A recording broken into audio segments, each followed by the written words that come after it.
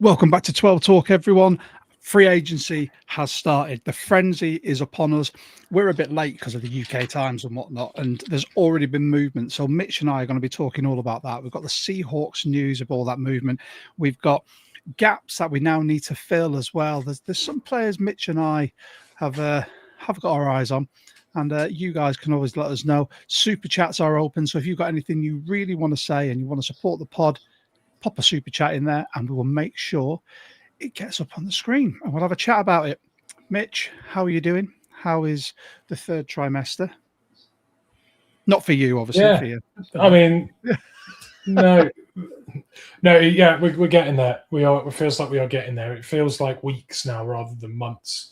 I'm fully aware that the first round of the draft will come round and we'll be in, have the baby, and I'll get back by the 32nd pick. Good thing the Seahawks went and won the Super Bowl and bought me some extra time to get back, no? If we have a 32nd pick, but we'll talk about that in a minute anyway. I'm going to hit this intro and then we can just get into this. Sound good? Let's do it.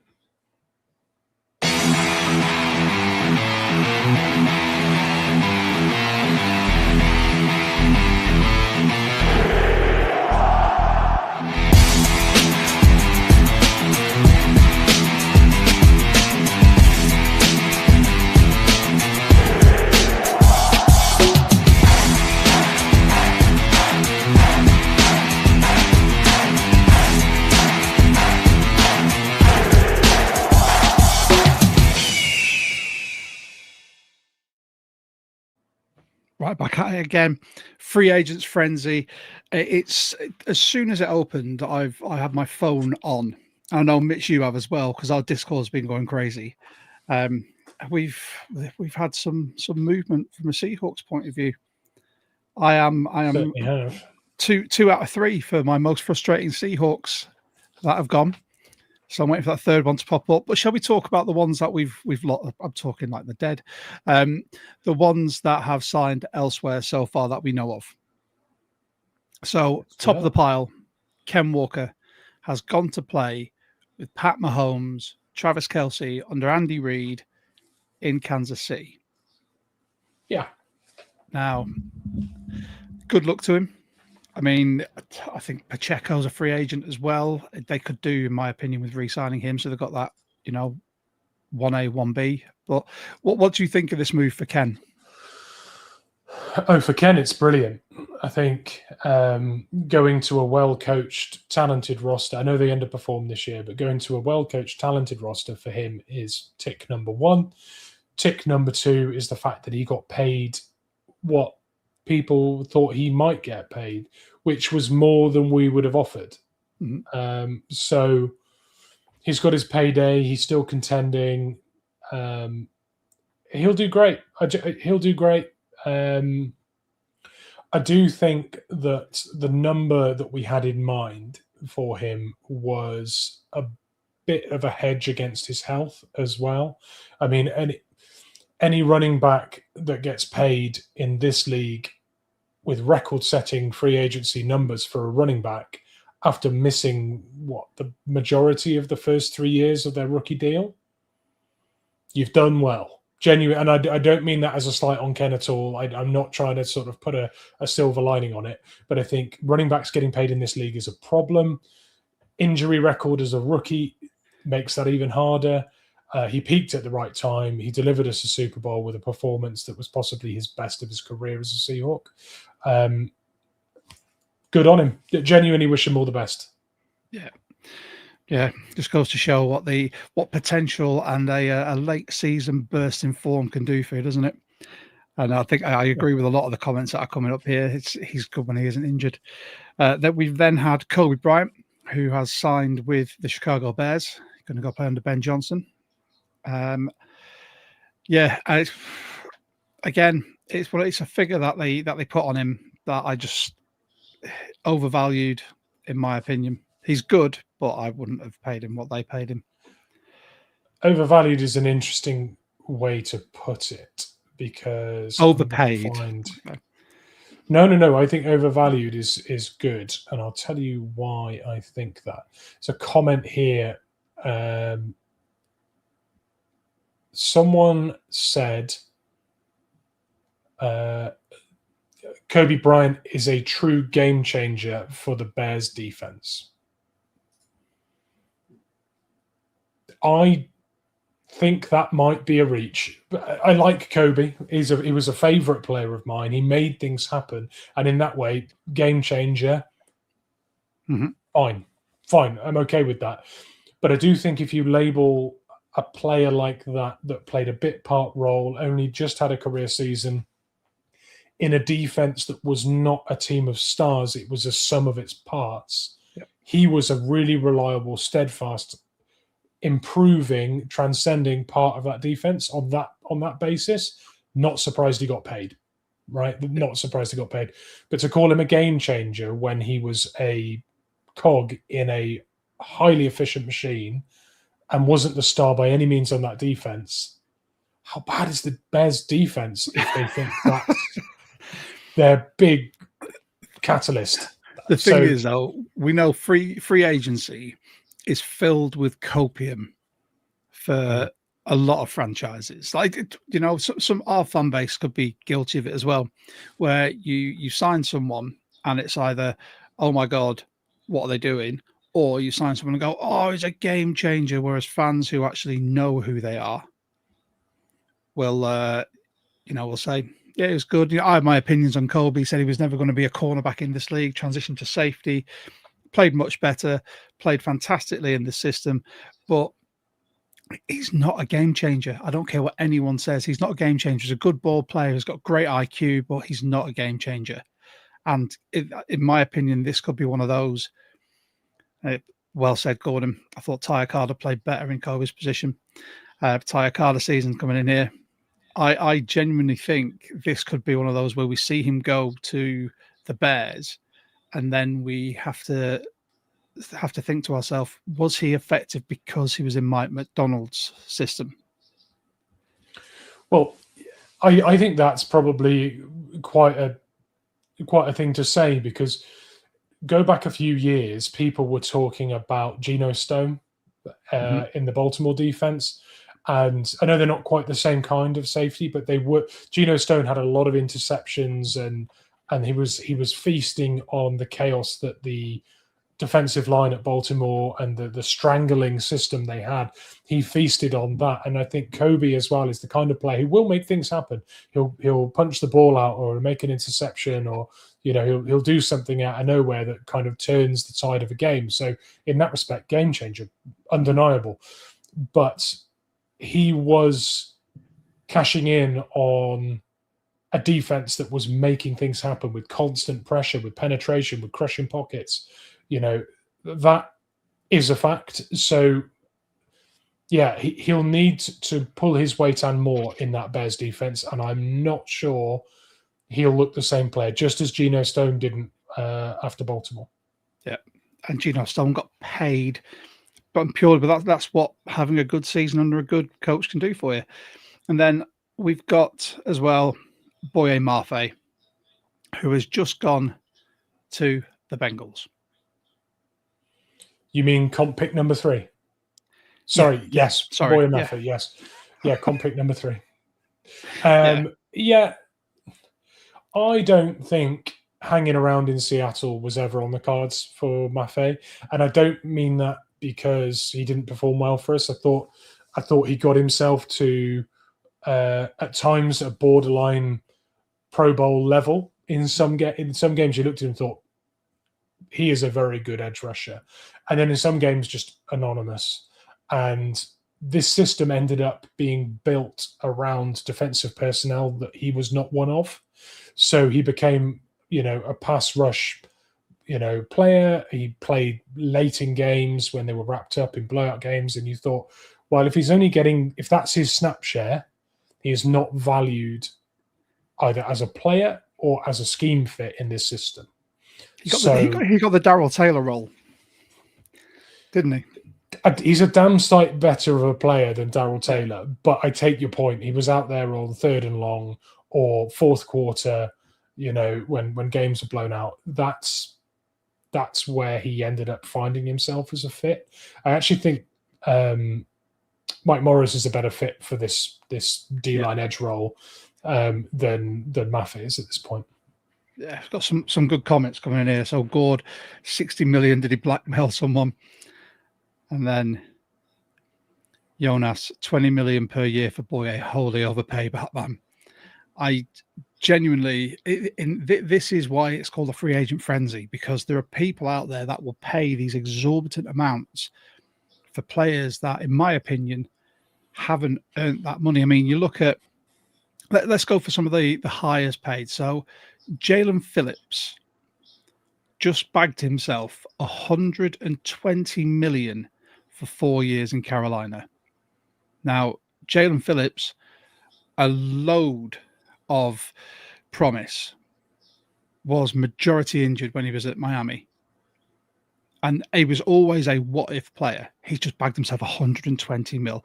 Alec Pierce has just re-signed with the Colts for 114 mil. And last season was his first 1,000-yard season. Yeah, you're paying the upside, aren't you, with both players? Yeah. I take it. Yeah, I take that point. Yeah, and I mean, it's just throwing around some of these figures. Adafe Owe, 4 years with Washington for 100 mil.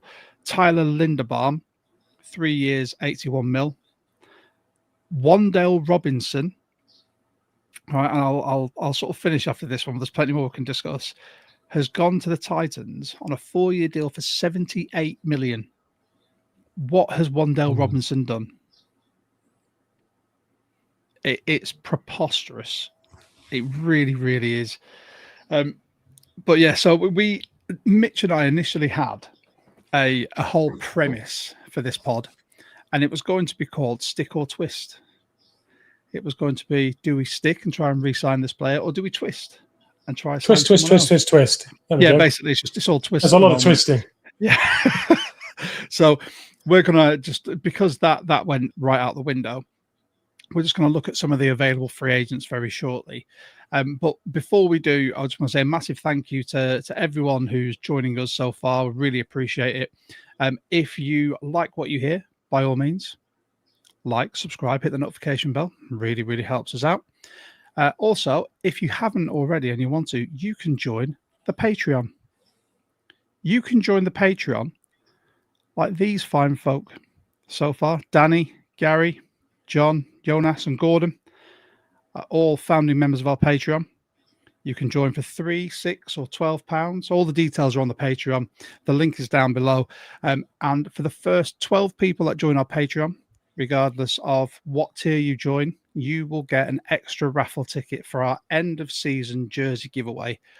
All we say is that you have to have been a continuous Patreon from now to the end of the season, or whenever you join to the end of the season. And that's it. You're supporting the pod, and you could win a Seahawks jersey with a player of your choice. Absolutely fantastic. And also a massive thank. I thought I was going to pick the jersey. DK Metcalf reduced £20 jerseys a Geno Smith jersey. Yeah, I'm just going to tape the back of it and then just put and we'll see. No, I'm not going to do people like that. And I want to say a massive thanks to the show's partner for today, Flying V Sports Vintage. If you've not tried Flying V, they do some amazing vintage American sportswear clothing. The link's down there. Use our code 12Talk and you will get 20% off your order. Can't say fairer than that, can you? Very good. Right. So, Mitch, I know you've got a window open looking at the incoming free agents. I mean, the latest ones before we went on air. I mean, we spoke about Tua, who's now gone to Atlanta on a vet minimum 1-year deal, which makes sense. That's 2 left-handed QBs that they've got now. One whose knees don't work and one whose head doesn't work. So put them both together, could have a functioning QB. Franken QB. So we had that. And there was one that you really wanted to discuss in Mike Evans. Why did you want to talk about Mike Evans? Okay, I want to describe a little narrative, right? So imagine you were running a franchise, okay? And you've paid a lot of guys. You nearly won a Super Bowl. You paid a lot of guys. they can't make it through 3 regular season games without getting injured, right? You might want to, at some point, start investing money in players that don't get injured very often. Mike Evans, come on down. Have 15 million a season to join the boys in the physio room. I genuinely think that was one of the most boneheaded free agency moves so far this year, and it's their splashy first move. They've just doubled down on having a roster of players that can't stay fit. Mhm. Honestly, I want to see Joey Bosa reunited with his brother at the 49ers as well, because frankly, having both bookends completely nobbled by the second game of the season, wide receiver 1, just completely gone again. Just honestly, it baffles me beyond belief. They might want to look at the amount of times you see 49ers fans going, oh, well, we were injured, our players were injured all season, like it's an excuse when it's happened 3 years in a row and you're still paying and extending them. Let's go out and get a really, really injury-prone wide receiver to play wide receiver 32. Who's 32. Honestly, I feel like it's a social experiment at this point to see how long they can still sell jerseys. Honestly, it was the most 49ers move I could have predicted. I could have predicted that. And it's mental. We talk about the fact like some of these signings are based all on potential. What they could do, who they could be, and then some of them are based on who they were 3 seasons ago. Like if you were going to get Mike Evans 3 years ago, you would be laughing. Yeah. Whereas now, I don't get it. I really don't. I mean, who else was it we were talking about before who just signed the safety? Not Byron Cook. Jalen Thompson, who signed for the Cowboys. Yeah. 3 years ago, fine. Rashawn Gary, 3 years ago, you'd be loving life. But now, no. And then you've got the 49ers going out making what they perceive as big moves, signing Mike Evans. And don't get me wrong, from a wide receiver room, they need something because they've got Ricky Pearsall. Because Ayuk's not coming back. Jordan Jennings still there? For now, but we don't know what's happening there. And, they'll probably have some wide receiver 4 or 5 that'll play against us and end up getting 100 yards and a touchdown in the most inopportune moment. But it just baffles me. This whole period baffles me. This is why when people have a massive bee in their bonnet about John Schneider not going out in the first round of free agency and spending crazy money on a player, there's a reason. There is a reason. He doesn't want to overpay people. He doesn't want to look at these players that are in their 30s and go, you know what? I'm going to give you a contract like you're in the peak of your career, the prime of your career. Because why would you? It makes no sense. We've made mistakes with our cap in recent times. Jamal Adams and Quandre Diggs. Our safety room was the highest paid safety room in the NFL, and it was often injured. Like we've been there, we've spent money on star players in the past that haven't been fit, and it doesn't make sense when your season's sifting through your fingers like the sands of time, and you've paid that huge chunk of it to players that aren't out there on the field. Yep. We've seen it ourselves, and what it looks like now. So ever since we got Joey Lane in charge of the books, we've been super squeaky clean with who we pay money to, who we extend, whether we put void years on something, whether we, rework a deal. There are times where we're like, oh, it's obvious they're going to rework that deal or whatever. And they don't, but they do. They find the money elsewhere or they save some money on the side. Like, honestly, the way that we might have a lot of cap space this year, we will. Mm-hmm. We might have it now, but if we spend it, and we will have to spend it, but when we spend it, I should say, it will be done in a calculated, highly efficient way that maximizes the potential of this roster. And I know we have emotional ties to Ken A lot of fans would like to see Kobe Bryant back as well. But if it doesn't make sense in the numbers, signing them back because of an emotional connection undermines all the good work that they've done, eating dead cap money, releasing players, eating their loss on things. It makes all the sense in the world. And also, don't forget, and you made this point earlier before we were on air, so we're going to run this back for the sake of everyone watching, right? You said to me, I highly anticipate us using trades to get a few replacements. I was going to tee that up after, but we'll segue into it now. Yeah. Why not? Well, I'm teeing you up here. Say your piece, and I'll say my piece. So I'm looking at the free agent market now, and there is no one. I mean, we've re-signed Josh Jobe. You've got to think the re-signs that we've made so far. So we've got Jobe.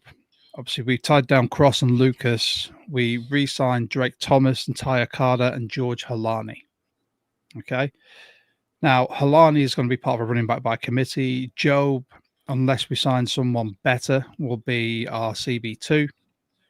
We've got our bookends, Thomas starting linebacker, and now Okada starting safety.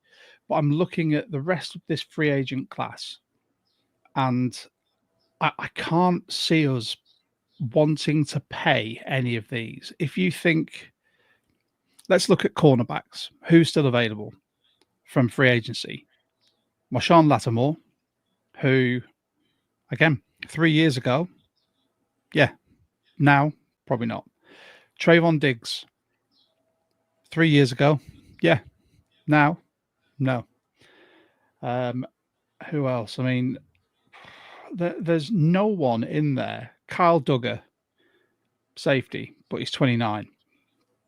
You know, there's no one in this class in positions that we need that I can foresee us going after and paying a substantial amount of money, which makes me think John is probably going to start dipping into trades, which Miles is where Garrett?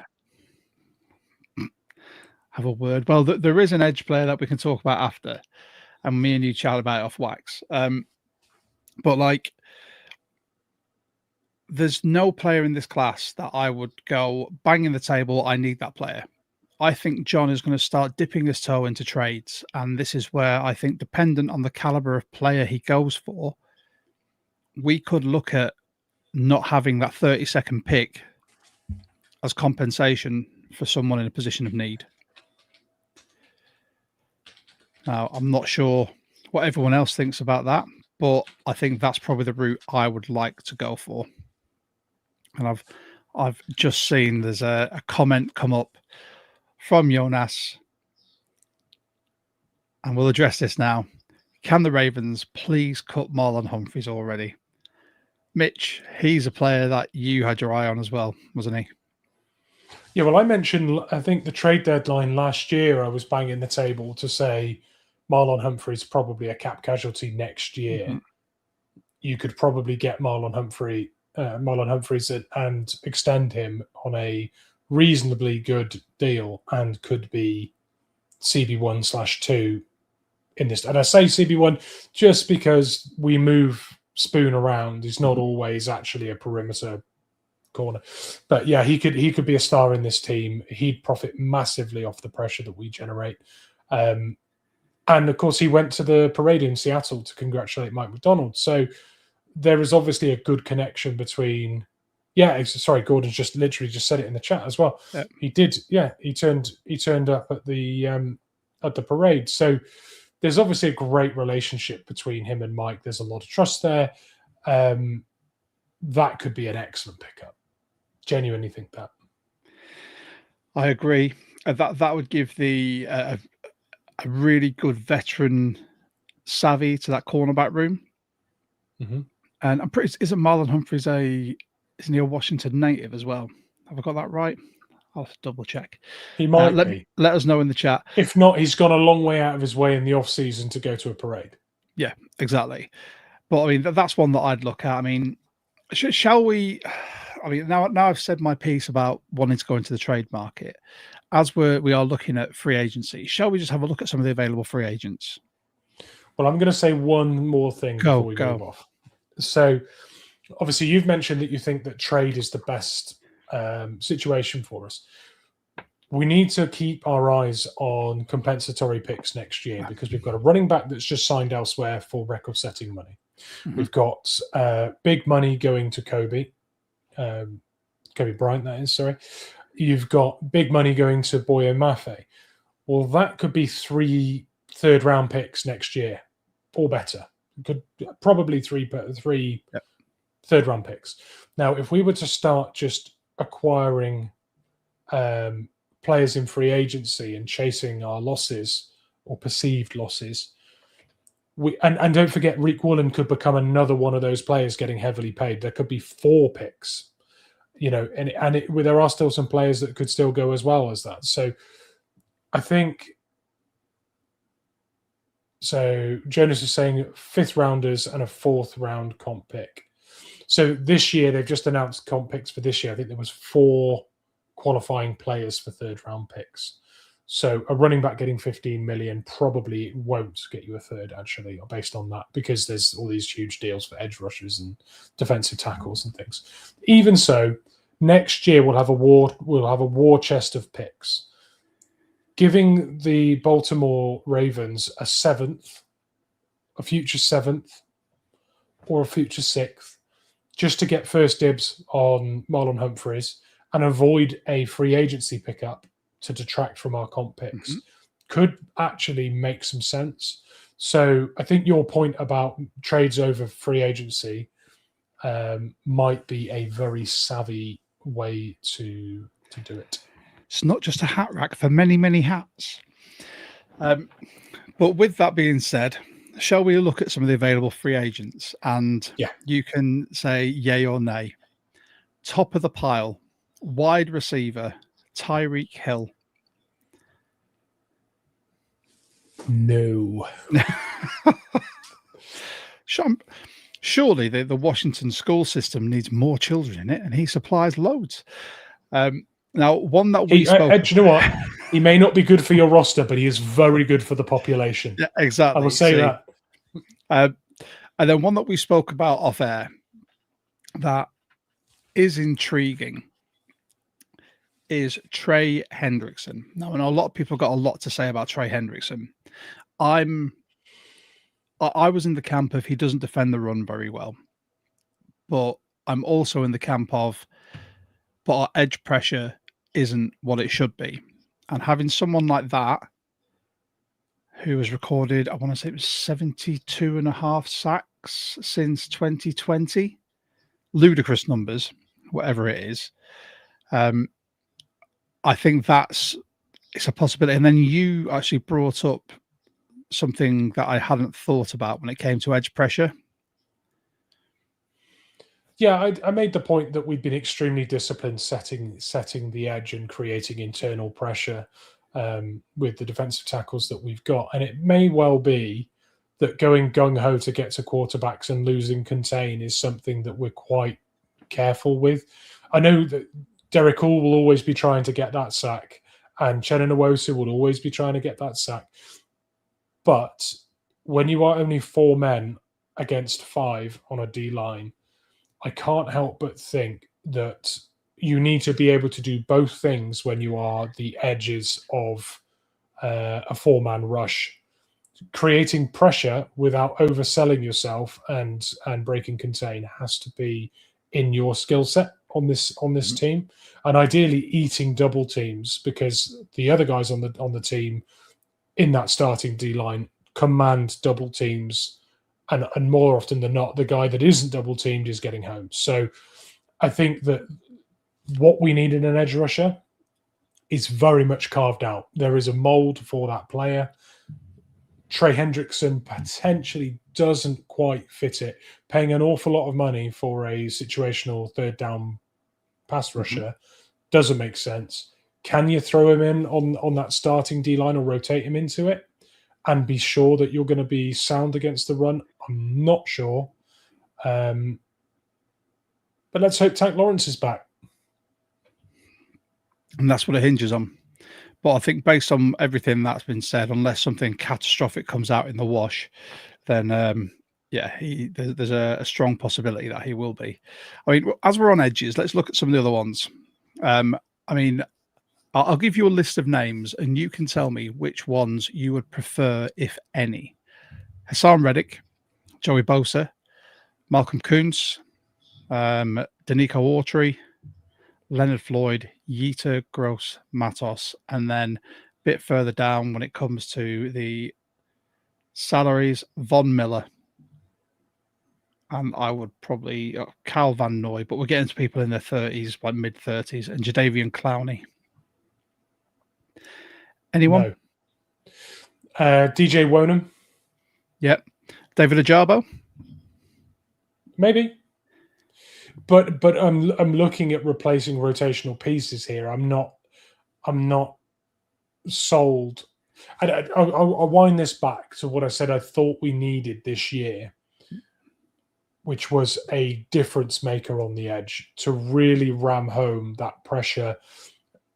I don't see a player that fits the scheme and provides that anymore in this free agent class. DJ Wonham, I think, is a great shout in terms of a scheme fit and a rotational player and a player with experience and the cap hit that he would just over 5.5 mil. Give. Yeah, I think that's a really good potential pickup. Grenard is in the chat. Is he free agent or last year of his deal? I want to say he's last year of his deal, because when I'm looking here on Spotrac, I cannot see him unless he's classed as a linebacker. I do like Grenard. It just doesn't excite me. That's the thing. It's so Vikings are willing to trade him, but it just doesn't excite me having someone like that. That's my thing. I look at it and go, It doesn't tickle your pickle. It doesn't tickle my pickle at all. Just seeing as well here, you've got one of the players that you really wanted in Bobby Okereke or Okereke, however you say it. He's a free agent. But when you're looking at, we don't have a need for that kind of linebacker at this point, I think. No, really, I don't think so either. I really struggle to look at anyone defensively, especially, who we'd want to sign. Yeah, I think if Humphreys becomes available, I think that is definitely an option for us to explore, and I think Mike McDonald would want to work with him again. Cornerback, I'm pretty sure just seen Jamel Dean has been signed. Let's refresh this to make sure. Lattimore, Diggs, Dean, Jimmy Ward, Jonathan Jones, Greg Newsome. There's none that, again, tickle me. It doesn't make me happy to see any of them. But I think if we look at the offense now, there's a few. We've got, especially with running back, we have got a bit of a hole there, because you've got K9 who's just signed with the Chiefs. You've got Charbonnet who's out with his ACL, wasn't it? Achilles. And then you've got Kenny McIntosh who is injured as well. And that leaves us with Halani. We've got Cam Akers who's on a futures deal, so it's essentially practice squad. Then if we look at who's available in free agency, let me know if any of these tickle your pickle, or anyone in the comments, just shout a name if I mention one. You've got Joe Mixon, estimated to make about 3.2 mil a year. Najee Harris. Tickled. There you go. Straight away, that's one. We'll circle back to that one. Najee Harris, estimated to make just under 3. Austin Eckler, again, just under 3. Antonio Gibson, just over 1. Rico Dowdle, 6.5. They reckon he's going to make. My apprehension with Dowdle is that he has said that he wants to go to a team that's going to use him as a primary back. He doesn't want to be a back by committee. That was why he got so annoyed when Chuba Hubbard came back for the Panthers, because he was playing exceptionally. Like he won some some fantasy football games, and then Chuba Hubbard came back and they went, "Oh, we paid him quite a bit of money. We should probably start him." Nick Chubb's still out there. is it Ogunbowale is there. Travis Homer, bring back the best blocking running back in the league. I'm waiting for you to name the guy. Jerome Ford. No. Who would you like me to name? Because there's still quite a few. Like Gainwell, I think, is the Gainwell. I think Gainwell is a good RB2 if Charbonnet's fit. I think Gainwell would be, and I'm not saying he's Ken. I'm not saying he's the second coming of Christ. I'm saying that Gainwell would be a cap hit you would happily take for an experienced player that has played on Super Bowl winning or contending teams. Is Gainwell gone? No! Kenneth Gainwell has gone to Tampa Bay. Oh. So running backs that have gone, Etienne has gone to the Saints. We could have waited a long time for you to name him on that spot track list, couldn't we? He'll be here tomorrow. Etienne's gone to the Saints. K9 obviously gone to the Chiefs. Gainwell to the Bucks. Algier has gone to the Cardinals, so we'll be seeing him at least twice a year. And J.K. Dobbins has been re-signed by the Broncos. Damn. So Mixon it is. Come on down. Would he be the one for you? I mean, there's also, I mean, I'm just having a look through any of these. You know, I was high on Dameon Pierce coming out of the draft. He's a free agent, and he could definitely do the running back by committee. He's shown some flashes of brilliance, but again, not sure about his fitness. Khalil Herbert, someone I'm pretty sure we had in, didn't we? There's no one on that list that I look at and go, oh yeah, get them. Nick Chubb 3 years ago, 4 years ago, yes. Mixon, the same, yes. But now we're looking very much at do we sign them based on what they did before injuries and a loss of form? You know, if that's the case, get Austin Eckler in. You know, if you want to go on promise, get Najee Harris, because when he was in college, he was the second coming. Let's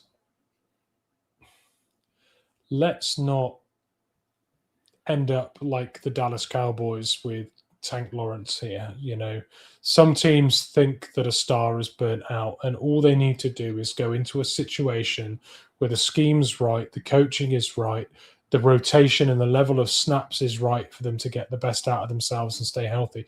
Cooper Kupp, he never stayed fit. Well, guess who played pretty much every game and ended up winning a Super Bowl? Tank Lawrence, he's done, he's washed. Same story.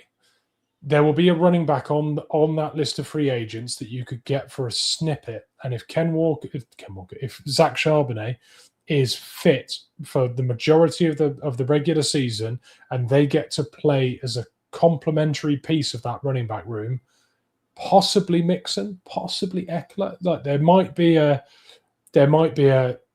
dangle the opportunity to win a Super Bowl for a player that had been a top 5 running back, possibly a top 3 running back at times in his career. You dangle that carrot of a potential Super Bowl, and you also keep them fresh and protect their fitness. You could get the absolute best out of a player in terms of their physical condition and with their mental motivation. Yeah, I mean, we've also got Velus Jones as well, who's on our roster, and oh my God, who was the absolute unit? I can't remember. You really liked him, the other running back. Oh, in preseason. That's going to kill me. I'm running on very limited. Put it in the chat. Running back in preseason that was absolutely on fire, and we all loved him. And he looked like the most incredible physical specimen at running back you've ever seen. Look something. Christian McCaffrey on loan for the preseason. What was his name? Oh my God! Let's go and have a look. I'm in the roster now. Yes, right. Yeah, it was right. Yeah, Jacardier Wright. Jacardier Wright. There you go. But I mean, we've still got those, but it's very much a matter of, do you want a proven commodity? I mean, we put up here from sort of Hawk School there, saying maybe grabbing Chubb or Mixon on a 1-year prove-it deal wouldn't be a bad idea. You get that veteran presence in the running back room. You know what they can do. You know, they can offer you something. Yeah, I don't know, because they're the only two I'd possibly look at for that vet savvy. And if you can keep them fit, like we know what Chubb can do, we know what Mixon can do. They were both elite rushers a few years ago. They've just been hampered by injury. I want to see us have an absolute hammer. I want us to have just like, if Jacardier Wright can get some serious snaps and start impressing, I think he could be that hammer in Charbonnet's wake or stead. But yeah, the rest of them, I'm just not bothered. I mean, the three main positions of need: running back, edge, and cornerback. And there's no one that excites me. Absolutely no one. And I definitely do think it's going to be Mike McDonald seeking a trade. I don't think he's going to see any value in having the 32nd pick unless we get to 32 and someone has just fallen off a cliff and he just falls into our lap. But then that's something that, you know, you can discuss as well during your draft prospects pod. I'm just going to pull this up. Last year we bet on our linebacker depth. Maybe we're betting on our running depth this year. Thank you for that, Dom. I can't think of anything worse in the modern day NFL than banking on running back depth. It feels so bad. Honestly, that is scary to me. I'm not doubting the level of talent in that room. There's a lot of injury in that room, but I'm not doubting the talent in it. I really do just think that we need more than we've got in terms of, you know, veteran savvy. So not game well then. Ben's chucked a good one in for us where he said running back, edge, cornerback, and right guard. But I think right guard, I genuinely think that the coaches like Anthony Bradford. And again, is it just a coaching point for the off-season where they try and clear up some of his brain farts? Because again, if you look at this free agent class, you've got Joel Bitonio, Wyatt Teller, who I don't think we would allow anywhere near our facility based on what he did to Chenna. Mekhi Becton, but I'm pretty sure he plays usually left. Kevin Zeitler, but he's 36. Sia Malau, who's 32. Evan Neal, if you want a draft bust. But if you look at the center group, there's Cushenberry there, right? Yeah, I think so. Let's have a look. I think he's still available.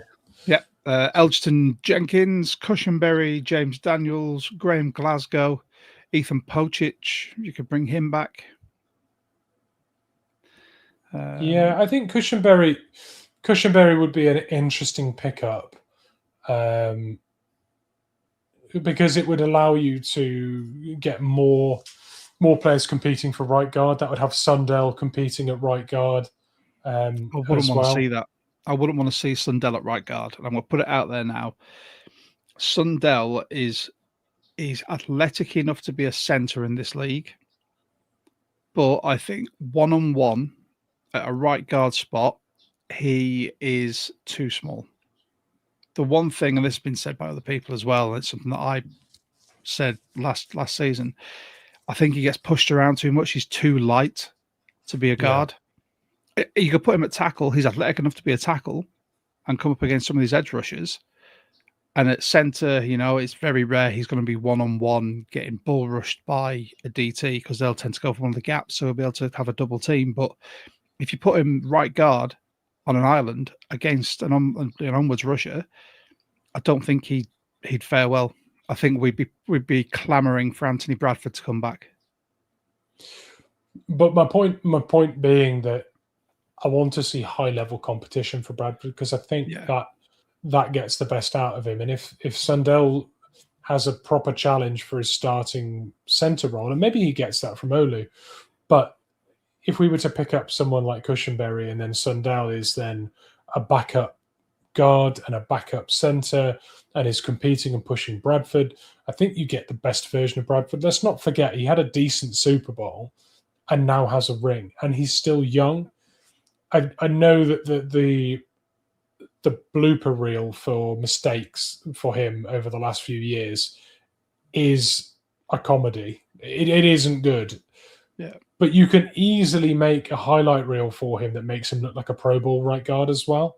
There is a middle ground that he can operate at consistently that is of a caliber that is absolutely good at this level. So there's more highlights I think, than lowlights. That's the thing. I agree. So, but with Bradford, I mean, we were guilty of it last year because we saw some of his awful performances. But then there are the performances in the games where his name doesn't get mentioned because he's doing a good job. But unfortunately, when he has a brain fart, it's an eruption. It's not just a fart. Like it's comedy gold. You know, it's like slapstick movie style. But like I said, I do think if we have more competition, absolutely fantastic. I mean, I think Lemaya is just, they may have whiffed on that pick unless they're trying to desperately get him up to speed this year. I don't know who else sort of you could really look at. I need to do another deep dive into our roster and see who's there. From you've got Cable Do, you got Bryce Cable Do as well. Who's going to be able to, with a year in this system now and professional nutrition and training, you know, he could be a very good shout for that. And I think they think really highly of him. I think with Bradford, he just needs to have someone needs to sit him down and really remind him that he's a professional football player, that diet and fitness is key to his performance, because at the start of the season to the middle of the season, he must have whacked on 10, if not more, pounds of bad weight. And I think he played better. Do you think that's intentional or not when you carry it all around your gut, mate? See, I'm not sure. You used to be a personal trainer. You should know this. If you're going to put on good weight, you put on good weight and you turn it into muscle. But that's slow. So what I'm going to say here is that, say they tried to get him really hyper athletic for the outside zone scheme and they banked on him being able to operate at that level that they needed him to play at in a different scheme and asked him to do different things. And they found out that he is not that player and he is no longer stout and heavy and effective in the run game because what they've turned him into in the hope he could become something new backfired. And you needed him to get back to being an immovable object and heavy as a baseline for what you're asking him to do. Perhaps they said, okay, well, we need to put about 30 pounds on. Get eating the Krispy Kremes, pal, because you're not gonna be able to put on 30 pounds of muscle without taking some seriously illegal extra supplements to the butt cheek. So, and even then, that might not be possible. So, I wouldn't be surprised if the reinvented version of Bradford and what he ended up being wasn't an adjustment because a hedge didn't pay off. That is me spitballing a theory out there, but genuinely, I would be very surprised if a player could fall out of the condition they wanted him in that drastically and it not being something that the coaches were aware of and had signed off. Fair. Okay, I'll give you that. Also, thank you, Ben. Lemaya, completely forgot. He's not even on the roster anymore. He's with the Steelers now. So that was a draft bust. I don't foresee us making a big signing in this wave at all. And it's really anticlimactic from a Seahawks point of view because we're constantly wanting to have like these big swings in free agency on the first day, and they very rarely happen. You know, Bills have just signed Alford, so D. Alford, nothing. Kelsey and the Chiefs are finalizing a 1-year deal. Singleton has signed a 2-year extension with Denver. and it's hyped up, in my opinion, beyond belief every single year, free agency. But again, it's just meh. There's not one superstar out there that has got people champing at the bit. I mean, Trey Hendrickson, for me, would be the most high profile based on what he's done from a sack point of view. But that is really it.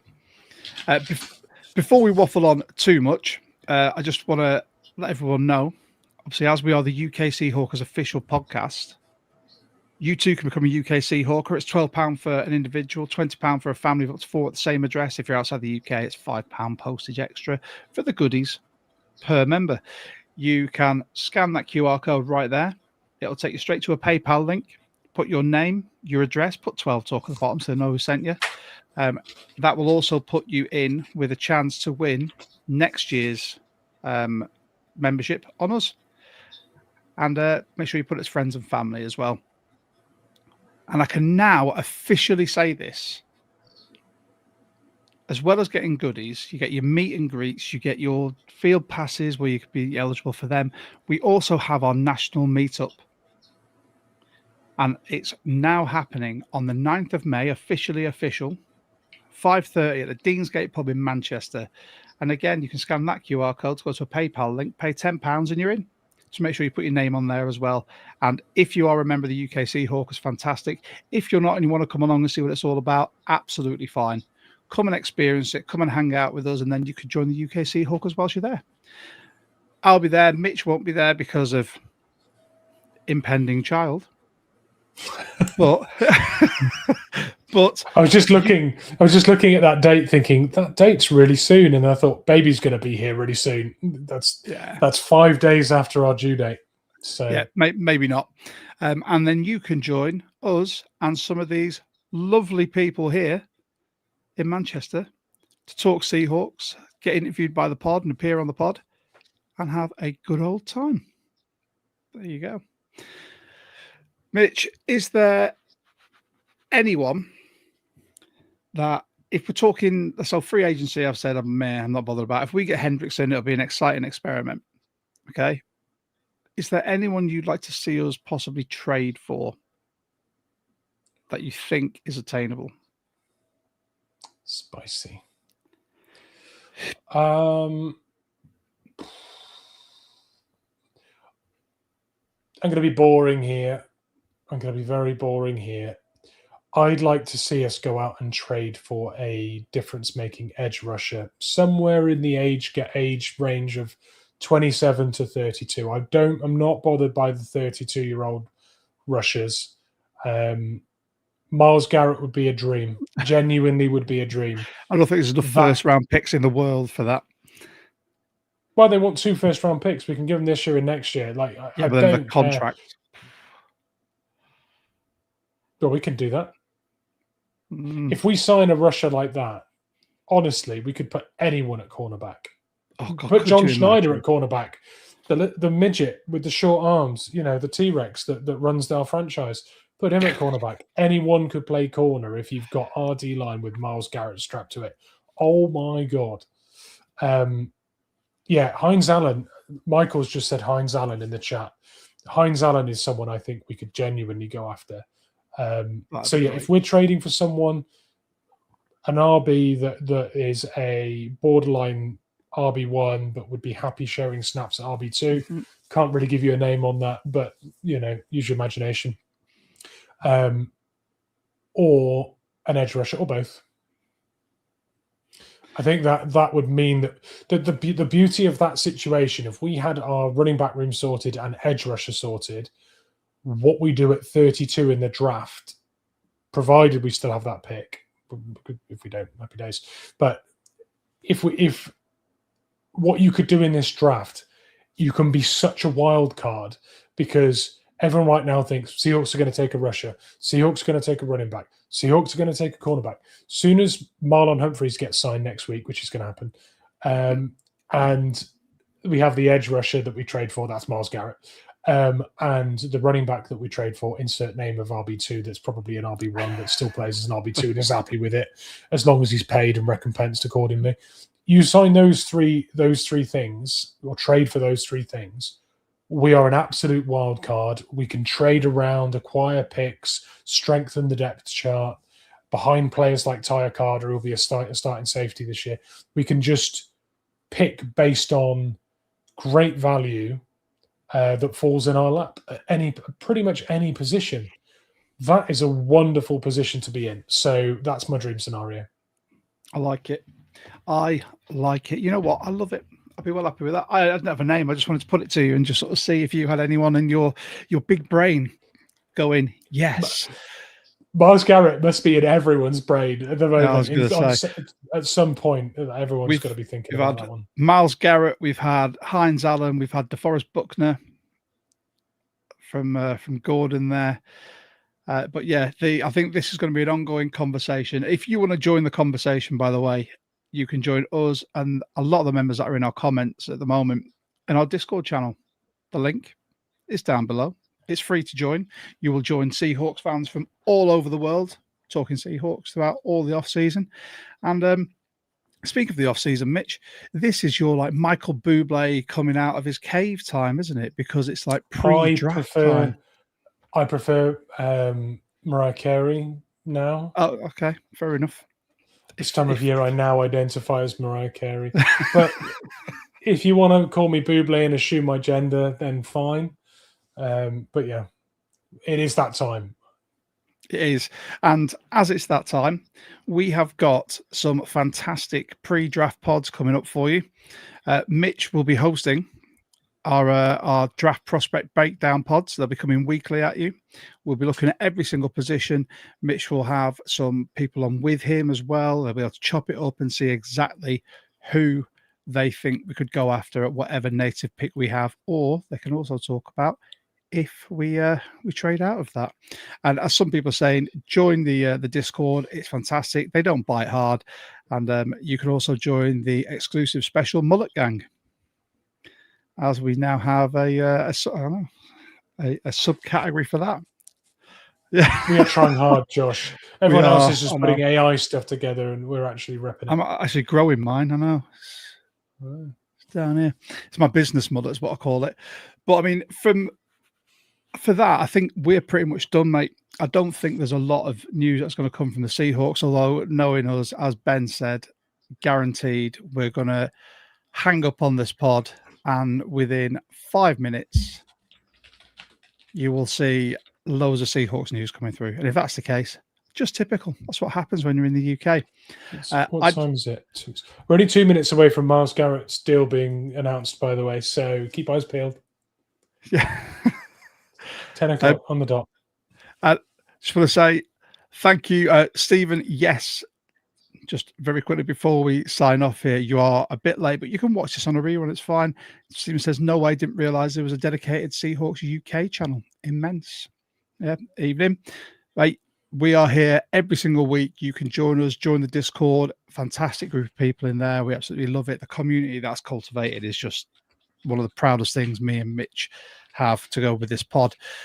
But I just want to say thanks to everyone for joining. Sorry there was no big news, but then again, it's day one of free agency, so there's never really going to be much big Seahawks news. Don't forget, like, subscribe, hit the notification bell, share this with your friends, your family, let them know all about 12 Talk, let them know about the Discord. They can come and join us. And if you want to support the pod and what me and Mitch do, join the Patreon for as little as £3 a month. £3 a month will get you the basic membership. Then it goes 6 and 12. When you get to 6 and 12, you will get raffle tickets for our official jersey giveaway at the end of the season. There you go, Gord. No DH gate here. Okay. All we ask is that you contribute, you stay signed up for the length of the season, and you will be entered. And the first 12 people to sign up will get an extra raffle ticket in there as well. So yeah, Mitch, I'm going to check the comments. Cheers, Josh and Mariah. There you go, Mitch. That's an AI video or AI picture for you to do. But everyone, anyway, from me, from Mitch, I just want to say thanks to everyone. And Mitch, are we going to end this on one in unison? Are you ready, sir? I'm ready. Ready. On the count of 3. Thanks, everyone. 1, 2, 3. Go Hawks.